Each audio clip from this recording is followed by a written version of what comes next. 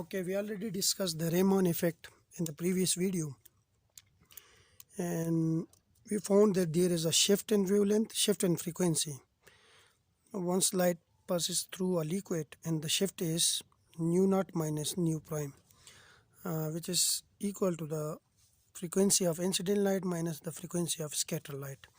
Now, why there is a shift? Why there is a change in frequency once light passes through a liquid?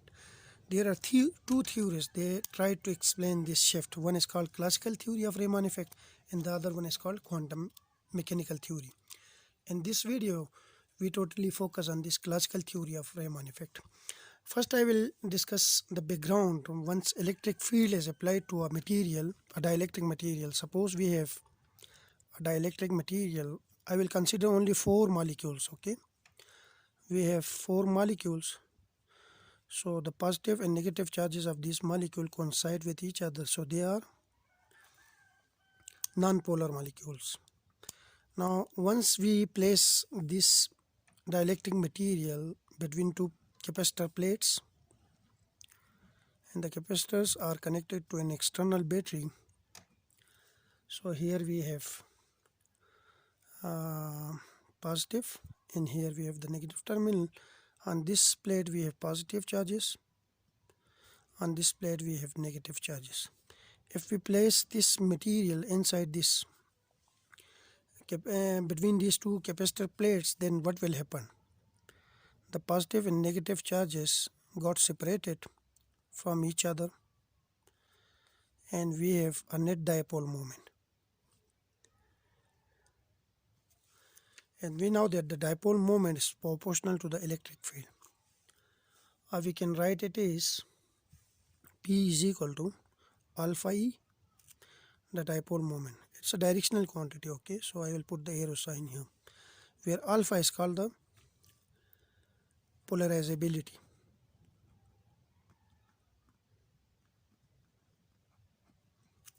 This is what we discuss in dielectric materials.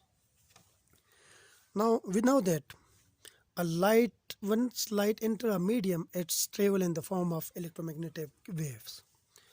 So it travels in the form of electromagnetic waves.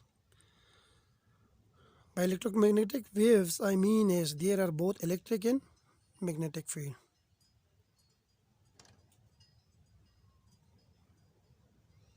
Suppose this is, and the electric and magnetic field are perpendicular to each other. Now if this is electric field, yes, this is electric field. I'll try to plot the diagrams properly.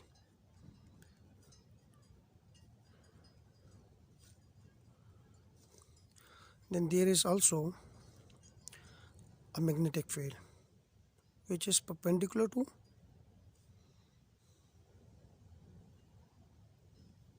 this electric field. So sorry for if I can't plot it properly, but the electric field and magnetic fields are perpendicular to each other. It's like this. So the magnetic field is this one. This is the magnetic field. So it's okay. I try it, but it's not the proper diagram. So the electric field and magnetic field, they are perpendicular to each other. If this is the electric field, then the magnetic field will be in this direction. So once light enter to a medium, now the strength of electric field is given by this relation E is equal to E naught, and we have sine 2 nu naught into T, where nu naught is the frequency of oscillation,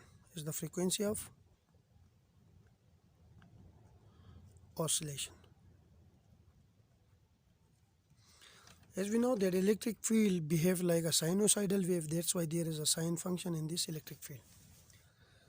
Now once light enters a medium, then the electric field of this electromagnetic radiation interact with the molecule. If suppose without electric field the molecules are non-polars, like the center of mass of positive charge coincide with the center of mass of negative charge, then this is called a non-polar molecule. So in this case there is a no net dipole moment. But if electric field is applied to this molecule, then the molecule elongated in such a way that the positive charge move in one direction and the negative charge move in the other direction. So there is a net dipole moment. And the dipole moment is given by P is equal to, by using the value of this electric field. Here we get the net dipole moment, which is alpha E naught sine 2 nu naught t. Now this is the magnitude of induced dipole moment. This will give us the magnitude of induced dipole moment.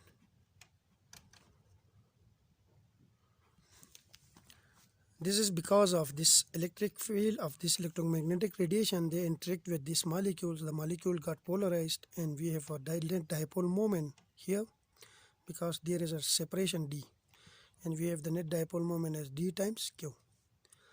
This net dipole moment is proportional to the electric field, and also electric field of this electromagnetic radiation is given by this one. If we put this, the value of this E here in this equation, we get the magnitude of induced dipole moment, which is given here. So this is the magnitude of induced dipole moment of the molecule when it is interacted with the light, electromagnetic radiation. If molecule start vibration, because molecule has a positive and negative charge, they are always attracting each other because of their opposite charge. But there is an electric field also. This electric field tries to separate these two positive and negative charges. So there is a vibration of molecules, like the positive and negative charges vibrate about their mean position. Let's suppose this is the mean position, then this positive charge tries to come here, negative charge. This positive charge tries to come here because of electrostatic interaction or Coulomb's attractive forces, but the electric field tries to bring it again to their maximum position. So there is a vibration of positive and negative charges. Then the net polarization of vibrating molecule can be expressed as net polarization of vibrating molecule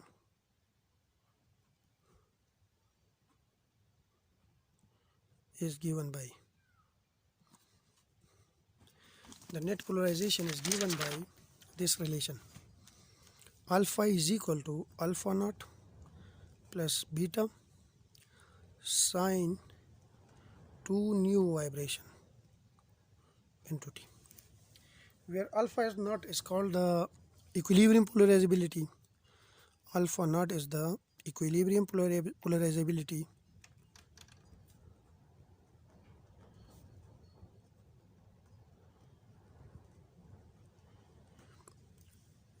like the polarization of molecule when there is no vibration.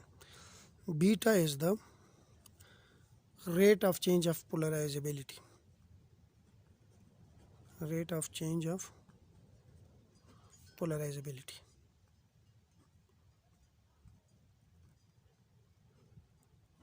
Once the molecule is placed in an electric field, and here we have this frequency of vibration, nu VIB, represent the frequency of vibration. Now using, I will call them, this is, let's suppose, equation 1, this is 2, we have 3, and we have 4. Now using equation 4 and equation 3, 4 and 3, we have P is equal to alpha naught plus beta sine 2 nu vibration t into E naught sine 2 nu naught into t. Now the solution, if we rearrange the terms and express them in an order, then the final value of polarization dielectric dipole moment is given by alpha naught E naught sine 2 nu naught t. This is one term, plus E naught beta divided by 2 into cos nu naught minus nu vibration into t, 2t. This is here with this cos, and then we have minus E naught beta over 2, and we have cos nu naught plus nu vibration. Frequency of incident, frequency of the molecule without vibration, like equilibrium frequency, plus frequency of vibration into 2t. So in this expression we have three terms. The first term, this term, is represent the Rayleigh line.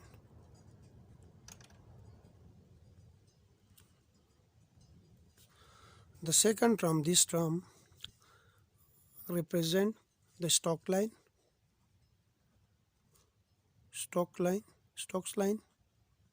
and the third term represent the anti-Stokes line.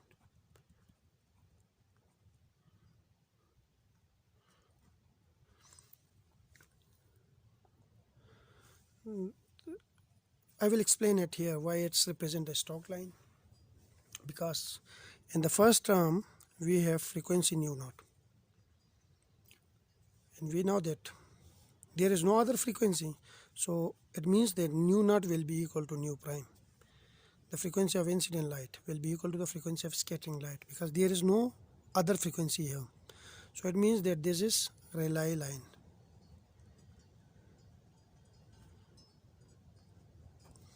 The second term, which is nu naught minus nu vibration, and we know that nu naught minus nu vibration is less than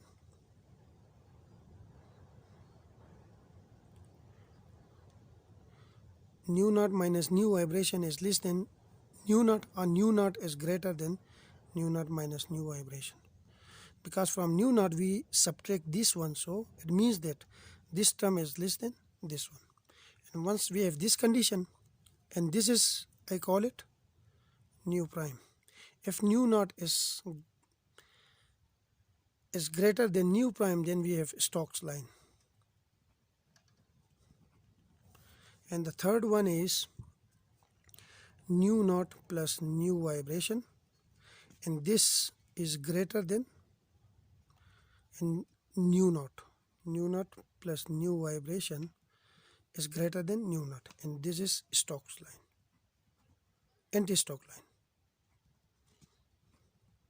So this is the classical explanation of what we call it Raman effect.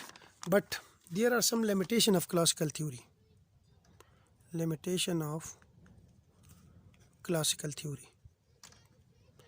And the limitations are, the first limitation is, in classical theory both Stokes and anti-Stokes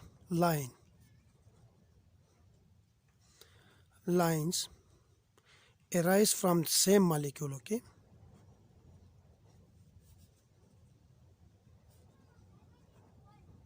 Because we have molecule of the same material, so they arise from the same molecule. So they must have intensities which is not, so they must have same intensities, because they originate from the same molecule, so they must have same intensities, which is not true, because the intensity of Stokes line is always greater than the intensity of anti-Stokes line, and which is not true. And the second limitation is vibration motion of molecule motion of molecule